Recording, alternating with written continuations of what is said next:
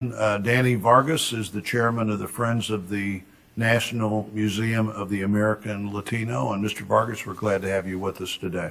Good morning, Chairman Platt, Ranking Klobuchar, and members of the committee. Thank you for the opportunity to testify today. As a kid from the streets of Brooklyn, an Air Force veteran, an entrepreneur, and as a dad, it's truly humbling to be before you today. However, today I'm also representing our organization, our many supporters, nearly 61 million Latinos in the United States. We have received many levels of support from corporations, from organizations, academia, and individuals, and we ask that those letters please be entered into the record. As a patriot, I want America to reach its fullest potential. But to get there, we need to know where we came from. Sadly, much of what's in our history books and our national museums is incomplete. Latinos have been vital in the founding, the building, the shaping, the defending of this nation for over 500 years. But most Americans are unaware of these indispensable contributions. Our mission is to create a museum that illuminates the American story for the benefit of everyone, for a more complete and accurate telling of American history.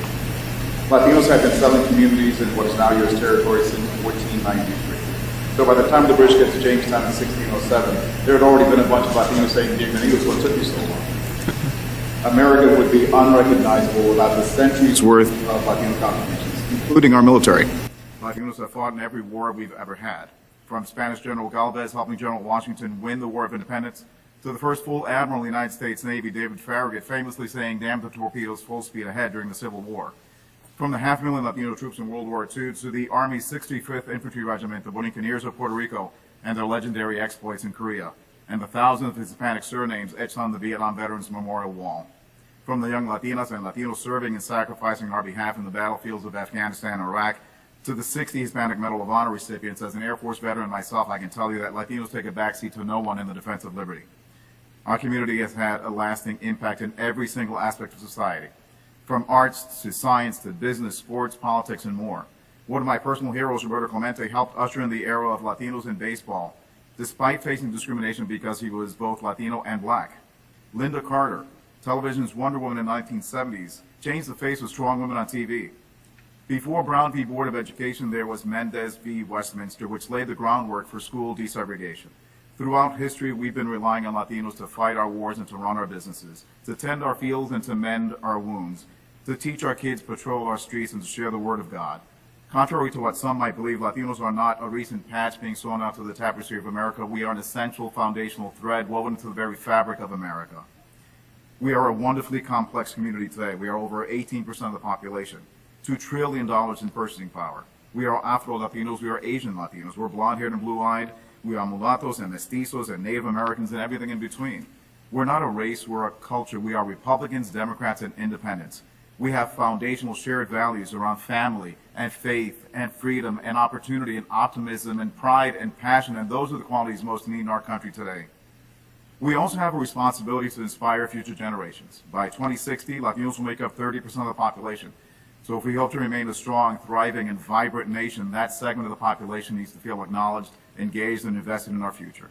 This is about honoring our ancestors and inspiring our descendants. This initiative began 26 years ago when the Smithsonian Task Force found willful neglect in its portrayal of Latino stories.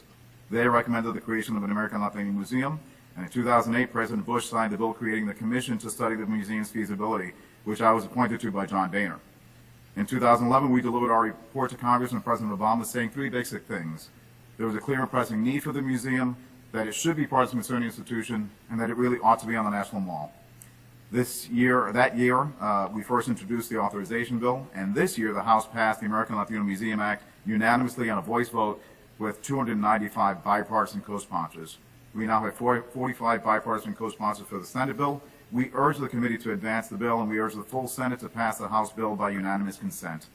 The House bill includes language ensuring the diversity of political viewpoints, meaning this would be the first and only Smithsonian Museum in the institution's 174-year history, requiring the representation of various points of view, including the conservative viewpoint.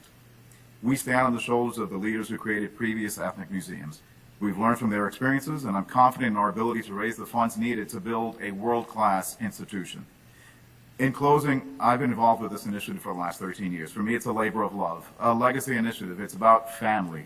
And one day, God willing, I'll be able to walk into this museum with my family and my two sons, Daniel and David. And I have a vision of a young Latina born today in America and on her 6th grade field trip She can come to D.C. and she can marvel at the monuments, and she can visit Capitol Hill, and she can go to the national museums, including the American Latino Museum, and she can see all these stories that I've been talking about and more, and she can leave that museum not only proud to be a Latina, but proud to be an American. Thank you so much for the opportunity to testify. I'm happy to answer any questions you might have. Thank you, Mr. Vargas. It's great to see you again and another friend of this committee.